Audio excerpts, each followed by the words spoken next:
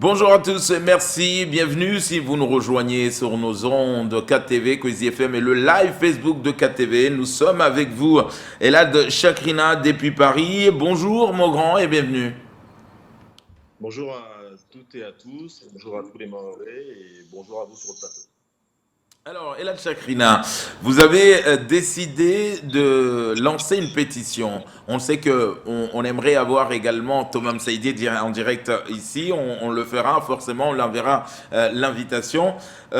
Pourquoi une pétition pour une candidature? Alors, on le sait que nos jeunes Mahorais aujourd'hui diplômés qui ont la capacité, la compétence de candidater, peu importe le pays, que ce soit à Mayotte, dans la région ou en métropole. Mais pourquoi une pétition? Est-ce que ça ne voudrait dire qu'aujourd'hui, on est obligé de passer par une pétition et par des soutiens dans les réseaux sociaux pour qu'on puisse accepter la compétence et les niveaux d'études d'un Maoré? Alors tout d'abord, je tenais à féliciter Mme Seydi pour son initiative qui est extrêmement importante.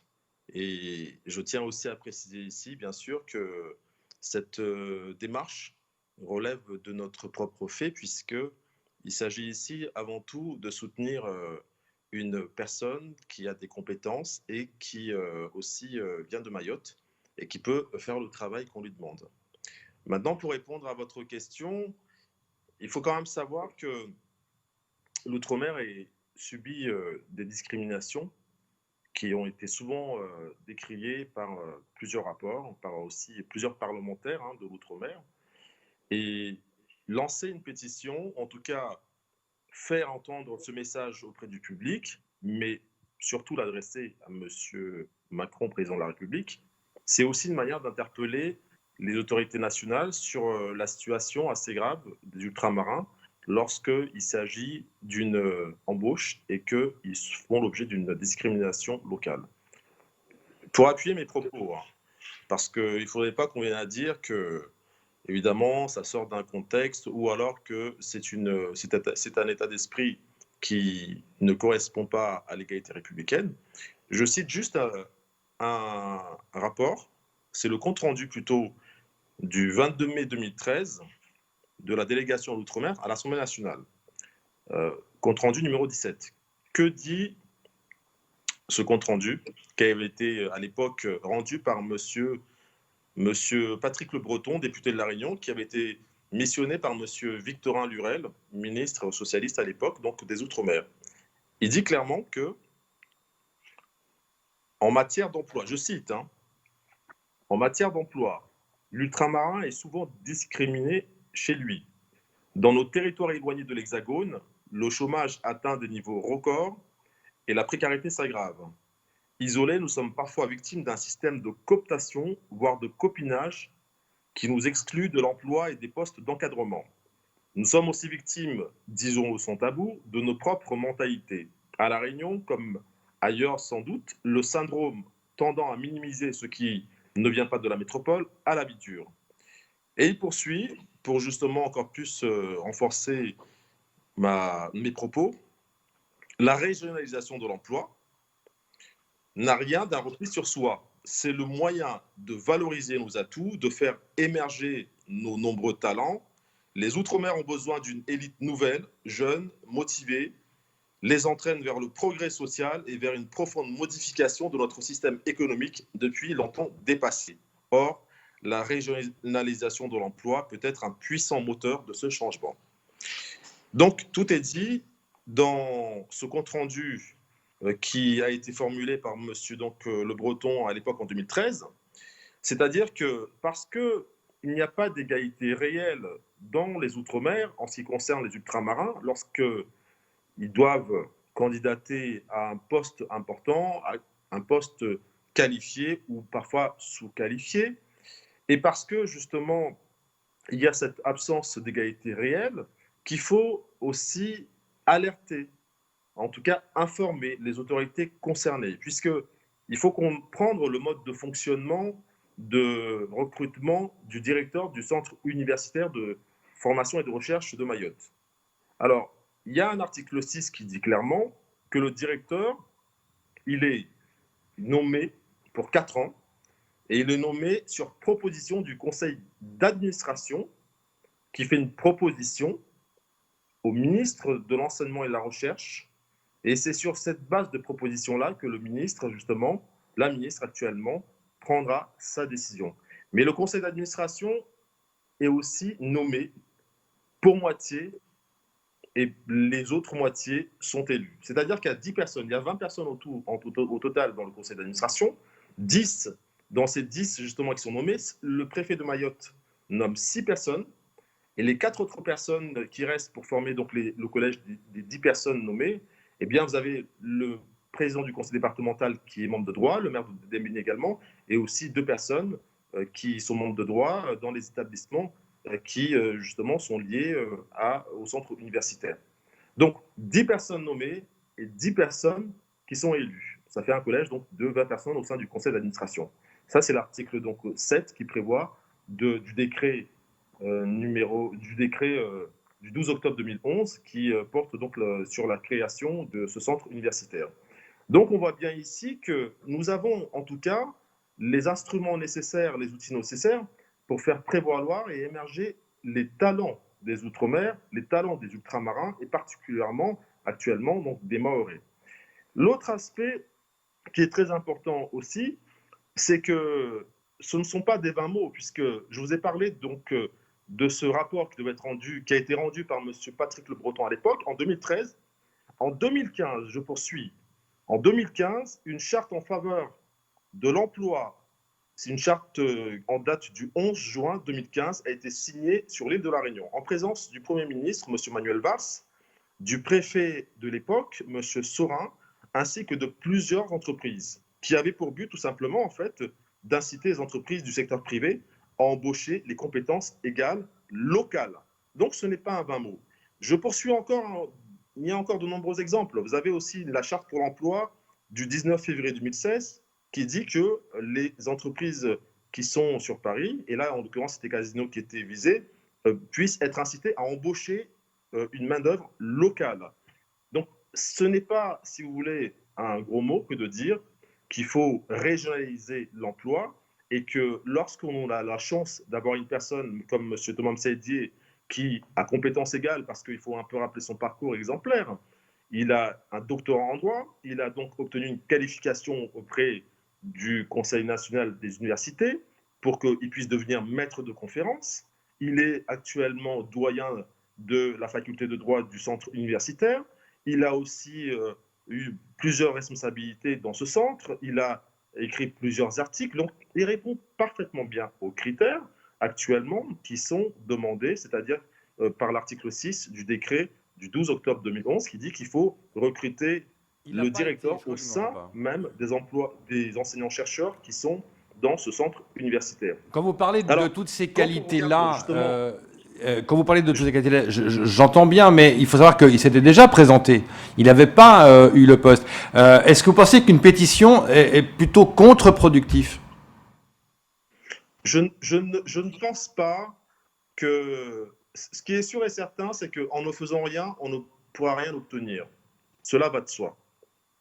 Il faut en tout cas interpeller. Alors, est-ce que je rejoins un peu Léonard Rodier. Ce que on a envie de dire, est-ce que le fait de signer une pétition et de faire tout un tas de bruit, de buzz dans les réseaux sociaux, est-ce que ce n'est pas comme si on mendiait le poste? C'est ça ce qui m'inquiète. Est-ce que c'est le fait de ne pas le laisser la candidature libre et qu'il fasse tranquillement sa candidature, le fait qu'on va tous s'appuyer derrière, on va faire cette pétition, est-ce que c'est pas comme si on mendiait le poste? Donnez-nous le poste, c'est marrant, on a besoin de ce poste. Je vous le disais, c'est uniquement une volonté populaire, un élan populaire pour soutenir une personne actuellement qui, en tout cas, a les compétences nécessaires pour occuper ce poste. Puisque je vous ai dit que c'était indépendamment de son fait. Nous, c'est une initiative personnelle. Alors, de cette initiative personnelle, on peut critiquer, on peut dire que c'est contre-productif ou pas contre-productif. Nous, on n'en fera pas plus. Mais en tout cas, c'est aussi une manière d'interpeller des autorités. Mais quoi qu'il en soit, je crois que M. Thomas Msaïdié a aussi viendra Quand on expliquer parle son projet de... et Quand je on... suis sûr et certain On m'entend pas. qu'il C'est ira terrible. aussi devant Nous les sommes en personnes direct, mesdames et concernées messieurs. pour en tout cas Je leur vous pose une expliquer, question, pour je essayer n'y en tout arrive cas pas. de convaincre J'y qu'il arrive est pas. le mieux à même à obtenir ce poste. Oui, moi ce que je voulais vous dire, c'est que est-ce que plutôt qu'avoir une pétition, est-ce que c'est pas mieux d'avoir des soutiens mahorais forts? Parce que souvent, quand ce sont des élections, des nominations, il y a des soutiens qui sont vers les candidats, qui vont aller trouver certains hommes clés pour appuyer une candidature, plus qu'une pétition. Mais c'est le cas. Vous ne pensiez pas que c'était plus ce chemin-là qu'il fallait prendre? Un courrier a été envoyé à monsieur le préfet de demande de soutien. Un courrier a été envoyé à monsieur le vice-président du Sénat, monsieur Tani Mohamed Soali. Et d'autres courriers sont envoyés également par monsieur Moussaïdier, en tout cas à d'autres personnalités locales comme nationales. Évidemment, cela va de soi, puisque, si vous voulez, il y a, on va dire, deux démarches. Il y a des démarches qui sont en interne et qui sont propres justement aux candidats au poste et qui donc fait les choses en bonne et due forme. Et puis à l'extérieur, il y a des personnes qui ont juste envie de le soutenir par un élan de solidarité et par cœur, puisque au-delà de tout cela, en fait, qu'est-ce qu'on regarde? Nous, ce qui nous importe, c'est avant tout, comme je vous l'ai dit, qu'il y ait cette égalité réelle. Nous voulons aussi préserver la dignité d'un Mahorais, puisque là aussi, on n'en parle pas souvent, puisque ce n'est pas tous les jours quand même que nous avons la chance d'avoir un maître de conférence qui peut justement, à compétence égale, candidater à un poste de cette nature. Et puis enfin, il y a l'autre élément, c'est que nous savons que l'université, le centre universitaire, c'est un outil formidable de développement local, puisque c'est là que vous formez les cerveaux de demain, puisque c'est avec cette formation-là que vous allez vous permettre de développer un territoire. Donc, on a envie, justement, par, on va dire, ferveur, par soutien, que la personne qui vient de Mayotte puisse également avoir cette chance d'être prise. Alors maintenant, les démarches en interne, en tout cas, ont déjà été réalisées. Ce n'est pas farfelu, tout ça, je voulais dire. Voilà. Non, Il y a sûr que non, c'est pas farfelu, mais une procédure l'élection aura lieu en qui a novembre, déjà été faite, sauf erreur. et qui va continuer à se faire. L'élection aura lieu en novembre, apparemment, sauf erreur. La La décision en novembre, il y a encore un mois pour continuer. On a l'impression que vous entrez dans une bataille plus qu'une élection. Quand vous dites, ouais, il faut un Mahorais, etc. On a l'impression que vous menez une bataille. Non, entendons-nous bien. J'ai parlé de régionalisation de l'emploi. Il ne faut pas déformer mes propos. C'est pour ça que je vous ai cité ces rapports qui sont quand même une réalité, qui expliquent qu'il y a de réelles difficultés dans l'outre-mer actuellement, depuis maintenant plusieurs années, puisque ce n'est pas moi qui le dis, c'est un député de La Réunion de l'époque socialiste qui expliquait qu'il y avait des problèmes et qu'il y a toujours des problèmes. Donc, si vous voulez donner en tout cas un coup de pouce, mener le combat de l'égalité réelle, il faut bien comprendre, c'est un combat pour l'égalité, pour que justement il puisse y avoir des personnes qui, à compétences égales, puissent également avoir l'accès à des postes qualifiés pour aussi prouver, pour aussi démontrer qu'elles peuvent en tout cas faire le même travail. Ce n'est pas une question de discrimination, c'est une question d'égalité réelle. Ce n'est pas la même chose. Et c'est pour ça que j'ai pris la peine en tout cas de vous citer toutes ces chartes préalablement, puisque l'égalité réelle, elle est également dans ces chartes-là signées à Paris, signées également en région PACA, signées également en région Auvergne-Rhône-Alpes, signé également en Nouvelle-Calédonie. Donc les exemples, il y en a à l'appel. Je dis juste que c'est tout à fait faisable, et là je lance un appel solennel à monsieur le préfet de Mayotte, c'est que si maintenant nous prenons l'exemple de la charte signée sur l'île de la Réunion en 2015, où monsieur Sorin, préfet de Mayotte, préfet de la Réunion de l'époque, avait justement signé cette charte pour l'emploi sur l'île de la Réunion, eh bien nous souhaitons également qu'il puisse y avoir cette régionalisation de l'emploi, puisque vous connaissez le taux de chômage à Mayotte, qui est presque de 30%. Et si maintenant nous avons la chance d'avoir une personne qui a en tout cas les compétences égales, encore une fois, qu'on puisse lui donner en tout cas cette possibilité, cette chance de faire prévaloir ses compétences.